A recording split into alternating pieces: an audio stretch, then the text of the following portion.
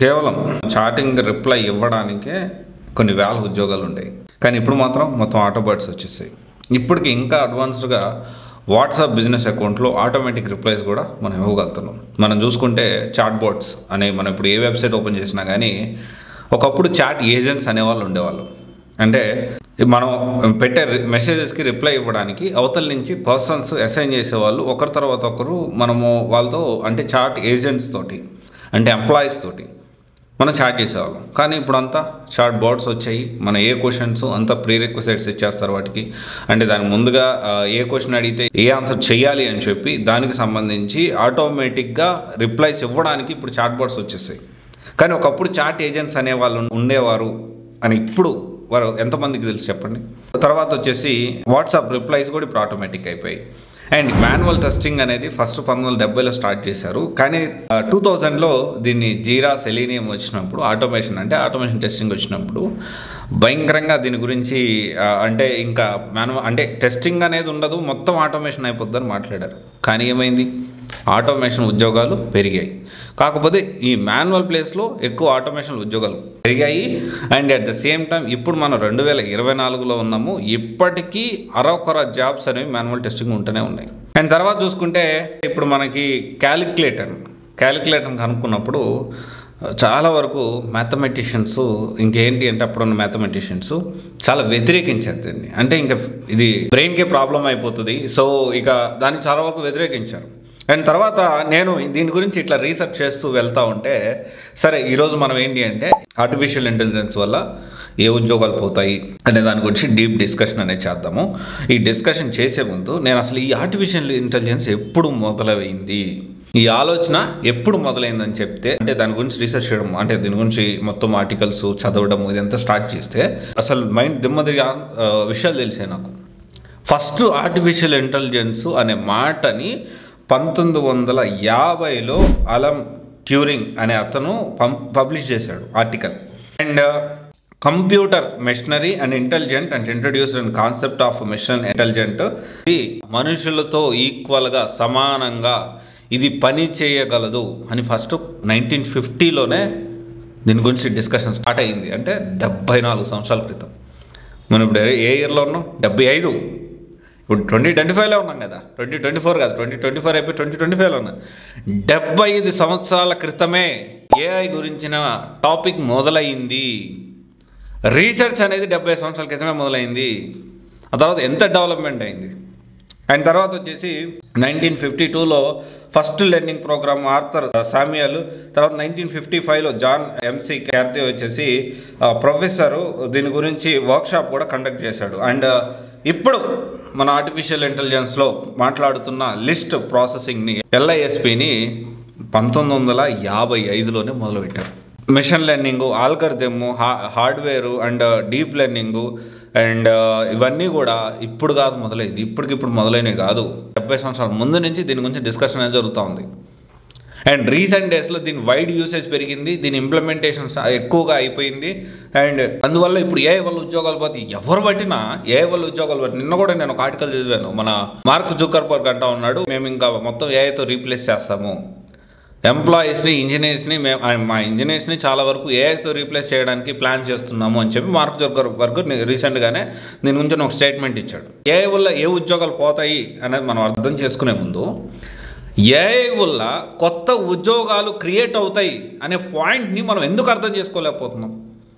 And manual testing first ఇది IBM దానికి సంబంధించిన వాళ్ళ కంపెనీ మెయిన్ ఫ్రేమ్ అప్లికేషన్ కోసం 1970లో స్టార్ట్ చేసింది. తర్వాత వచ్చేసి 2000లో ఈ సెలీనియం స్టార్ట్ అయిన తర్వాత అసలు మొత్తం అసలు టెస్టింగ్ అంతా ఆటోమేషన్ అయిపోయింది. అసలు ఎంప్లాయీసే ఉండరు, అంతా కూడా ఆటోమేటిక్గా జరిగిపోతుంది. కానీ ఆటోమేషన్ టెస్టింగ్ చేసే వాళ్ళకి ఎంప్లాయ్మెంట్ ఏర్పడింది కదా, అది ఎందుకు మనం అర్థం చేసుకోలేకపోతున్నాం.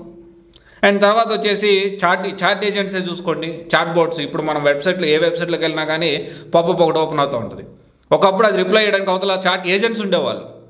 ఇది మనం అర్థం చేసుకో అంటే ఇప్పుడు చాట్ ఏజెంట్స్ బదులు ఈ చాట్ బోట్స్ని క్రియేట్ చేసే డెవలపర్స్ కానీ కోడర్స్ కానీ ఉన్నారు కదా, కొత్త ఎంప్లాయ్మెంట్ క్రియేట్ అయింది కదా.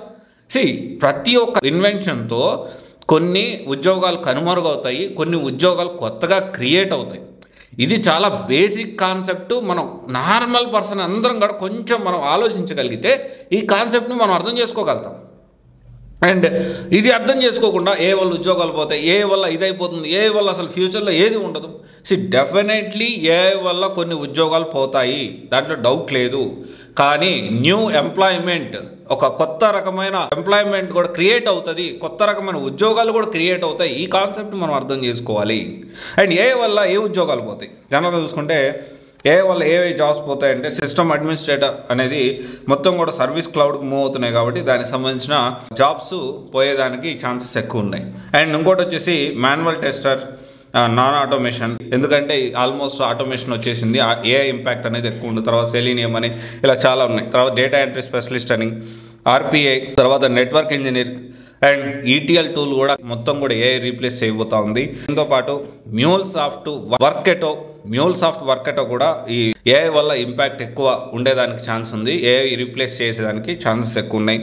దీని తర్వాత బీపీఓ, తర్వాత ఇంకా ముందుకెళ్తే డెవలపర్స్ కూడా, బేసిక్ డెవలపర్స్ కూడా ఖచ్చితంగా వాళ్ళ ఉద్యోగాలు కూడా రీప్లేస్ అవ్వబోతూ ఉన్నాయి. నేను బేసిక్ లెవెల్లో నేర్చుకుంటా, నాకు ఎక్కువ కోడింగ్ వద్దు, లేకపోతే నేను ఎక్కువ కష్టపడను అనే వాళ్ళకి ఖచ్చితంగా ఎక్కువ కష్టపడను, బేసిక్ థింగ్సే చేస్తా, చిన్న చిన్నవే నేర్చుకుంటా అనే వాళ్ళు ఖచ్చితంగా వాళ్ళ ఉద్యోగాలన్నీ కూడా ఏఐ అనేది రీప్లేస్ చేయబోతూ ఉంది. అండ్ దానికి సంబంధించి కోడ్ జనరేషన్, ఆల్రెడీ డెవలపర్కి సంబంధించి కోడ్ జనరేషన్ అని, తర్వాత అసిస్టెంట్ గిట్ హబ్ అని, తర్వాత కోపైలట్ అని, అండ్ తర్వాత చూసుకుంటే బగ్ డిటెక్షన్ అండ్ డీబగ్గింగ్, అంటే బగ్ ఎతకడానికి దానికి డిటెక్షన్ అని, డీబగ్గింగ్ అని, అండ్ తర్వాత వచ్చేసి డీప్ కోడ్ అని, ఇవన్నీ కూడా ఆటోమేషన్ ఆల్రెడీ వచ్చేసాయి. అండ్ ఇంకా అడ్వాన్స్ లెవెల్లోకి తీసుకెళ్తున్నారు. టెస్టింగ్ విషయం చూసుకుంటే యాపిఐ టూల్స్ అని, తర్వాత టెస్ట్రిమ్ అని, సెలీనియం అని, ఇలా చాలా వచ్చాయి. సో ఇక్కడ ఏఐ వల్ల ప్రతి ఒక్క జాబు ఇంపాక్ట్ అవ్వబోతుంది. ఇది మనం తెలుసుకోవాల్సిన విషయం. ఎవ్రీ జాబ్ ఆల్మోస్ట్, అంటే కొంచెం వచ్చిపోయి ప్రతి ఒక్క ఉద్యోగం అనేది, ప్రతి ఒక్క జాబు ఏఐ వల్ల ప్రతి జాబ్ ఇంపాక్ట్ పడబోతూ ఉంది. కాకపోతే మనం ఏం చేయాలంటే ఈ మన జాబ్ ఇంపాక్ట్ అయిన మన జాబ్ కాకుండా ఏఐ టూల్ వల్ల, ఏ ఆర్టిఫిషియల్ ఇంటెలిజెన్స్ సంబంధించిన మనం అంటే ఎంతవరకు మోడిఫికేషన్ అవుతుంది, ఈ ఏఐని మనం అర్థం చేసుకోగలగాలి. అండ్ దానికి సంబంధించి మనం అప్డేట్ అవ్వాల్సిన అవసరం, అప్గ్రేడ్ అవ్వాల్సిన అవసరం ఎంతైనా ఉంది. అండ్ ఆల్మోస్ట్ ప్రతి ఒక్కరు గుర్తుపెట్టుకోండి, కొత్త టెక్నాలజీ, కొత్త విషయాలు ప్రపంచంలో వచ్చిన ప్రతిసారి దానికి కొత్తగా ఆపర్చునిటీస్ కూడా క్రియేట్ అవుతాయి. అండ్ వర్కెటో, చాలామంది అడిగారు నన్ను, అన్న వర్కెటో నేర్చుకోవచ్చు అని. వర్కెటో ఏఐ అనేది కంప్లీట్లీ రీప్లేస్ చేసేదానికి ఛాన్సెస్ ఎక్కువ ఉన్నాయి. అండ్ ఈటీఎల్ టూల్ కూడాను. ఓకే, ఇది మనం అర్థం చేసుకోవాలి. అండ్ ఫ్యూచర్లో ఇంకా అసలు మీరు ఏఐ వల్ల ఇంపాక్ట్ అవుతుందా లేదా, మీరు చేస్తున్న జాబ్ ఏంటి, ఒకసారి క్రాస్ వెరిఫై చేసుకోండి. అండ్ డెఫినెట్లీ మీరు కమెంట్ చేస్తే నేను దానికి రిప్లై ఇవ్వడానికి ప్రయత్నం చేస్తాను. ఏఐ వల్ల చాలా ఉద్యోగాలు పోతాయి, అందులో డౌట్ లేదు.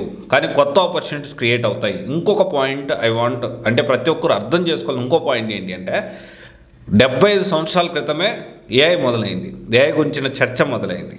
ఓకే, రీసెర్చ్ అనేది మొదలైంది. కానీ ఇది చాలా 75 ఇయర్స్ పట్టింది. అందుకనే ఇప్పటికిప్పుడు విపరీతంగా మార్పులు ఆల్ ఆఫ్ సడన్ ఓవర్ నైట్లో ఏది జరగదు. It will take time. ఒకవేళ మీరు ఏదైనా సాఫ్ట్వేర్ జాబ్ లేకపోతే ఏ ఇంపాక్ట్ అయ్యే జాబ్ మీరు చేస్తూ ఉంటే గుర్తుపెట్టుకోండి, ఇప్పటికిప్పుడు రీప్లేస్ అవ్వదు, కానీ ఓవర్ ద టైం చాలా డెకేడ్ పట్టచ్చు. సో అందుకని మీరు ఎంతవరకు ఏఐ మనం వర్క్ చేసే జాబ్ మీద, ఉద్యోగం మీద ఇంపాక్ట్ ఉంటుంది అనేది ఎప్పటికప్పుడు మనం అబ్జర్వేషన్లో పెట్టుకోవాల్సిన అవసరం ఎంతైనా ఉంది. ఇది ఒకసారి ఆలోచించండి. Thank you. This is Raj signing off.